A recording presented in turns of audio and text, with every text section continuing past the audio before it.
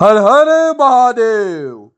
दोस्तों, आप सभी से एक रिक्वेस्ट है कि आप हमारे चैनल को सब्सक्राइब कीजिए ताकि मुझे हेल्प मिल सके। दोस्तों, इस वीडियो में हम देखेंगे कि मेघनाथ को कौन कौन सी शक्तियां प्राप्त थी और उसने इस शक्तियों को किस तरह से प्राप्त किया था। अपनी बहन शूर्पणखा को सांत्वना देने के बाद राक्षसेश्वर बलशाली रावण अपने अनुचरों के साथ लंका के निकुंभिला नामक उत्तम उपवन में गया। अग्नि के समान प्रदीप्त शरीर वाले रावण ने वहां पहुंचकर सैकड़ों यूपों से व्याप्त तथा सुंदर देवालयों के सुशोभित एक यज्ञ मंडप को देखा। उसे वही कृष्ण मृग चर्म पहरे तथा कमंडलु शिखा एवं ध्वज धारण किए हुए भयंकर रूप वाले अपने पुत्र मेघनाथ को भी देखा। लंकेश्वर रावण ने उसके समीप पहुंचकर उसे अपनी भुजाओं में भर लिया। तदुपरांत कहा, हे पुत्र, तुम यह सब क्या कर रहे हो, वह मुझे बताओ। उस समय यज्ञ के नियम अनुसार मेघनाथ तो मौन रहा।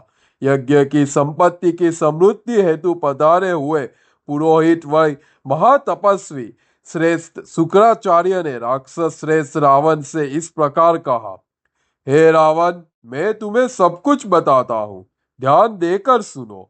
आपके पुत्र ने बड़े विस्तार के साथ यज्ञों का अनुष्ठान किया है। अग्निस्तोम यज्ञ में बहुसुवर्णक राजसूय गोमेद तथा वैष्णव इन 6 यज्ञों को पूर्ण करने के पश्चात अब 7वां महेश्वर यज्ञ, जिसका अनुष्ठान अन्यों के लिए अत्यंत दुर्लभ है, आरंभ किया है। यज्ञों के फल स्वरूप आपके पुत्र को साक्षात भगवान पशुपति से अनेक वर प्राप्त हुए हैं। अंतरिक्ष में इच्छा अनुसार भ्रमण करने वाला एक दिव्य रथ के साथ ही उसे तामसी नामक माया की उत्पत्ति भी हुई है। इसके द्वारा अंधकार उत्पन्न किया जा सकता है। हे राक्षसेश्वर, युद्ध क्षेत्र में इस माया का प्रयोग किया जाने पर देवता तथा असुरों भी इसके प्रयोगकर्ता की गतिविधियों का पता नहीं लगा सकते हैं। हे राजन, बाणों से भरे हुए 2 अक्षय तस्कर न टूटने वाले धनुष तथा युद्ध क्षेत्र में शत्रु का विध्वंस करने वाली शक्तिशाली अस्त्रों की भी उपलब्धि हुई है। हे दशानन, इन सब वांछित वरों को प्राप्त कर लेने के बाद तुम्हारा यह पुत्र आज तुम्हारे दर्शनों की इच्छा से यहाँ समुपस्थित है। यह सुनकर दशग्रीव रावण बोला, हे पुत्र, तुमने ये अच्छा नहीं किया, क्योंकि इन यज्ञों से द्रव्यों से मेरे शत्रुओं इत्यादि देवताओं का पूजन हुआ है। अब जो तुमने कर दिया है वह ठीक है, उसमें संदेह की कोई बात नहीं है।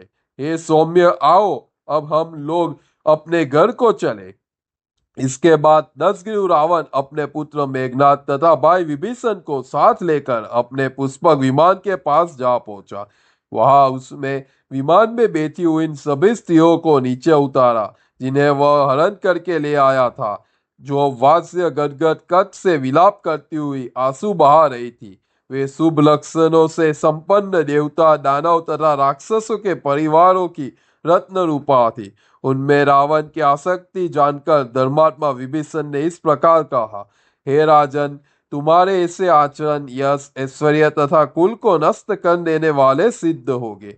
प्राणियों को पीड़ा देने से जो पाप लगता है, उसे जानते हुए भी आप स्वेच्छाचार प्रवृत्तियों में लगे रहते हो। तो दोस्तों, आज हमने इस वीडियो में देखा कि मेघनाथ ने कौन कौन से यज्ञ किए थे और साथ में उसको कौन कौन सी शक्तियां प्राप्त हुई थी। दोस्तों, अगर आपको ये वीडियो पसंद आया हो तो इसे लाइक करें, शेयर करें और हमारे चैनल को सब्सक्राइब करना बिल्कुल भी ना भूलें। हर हर महादेव।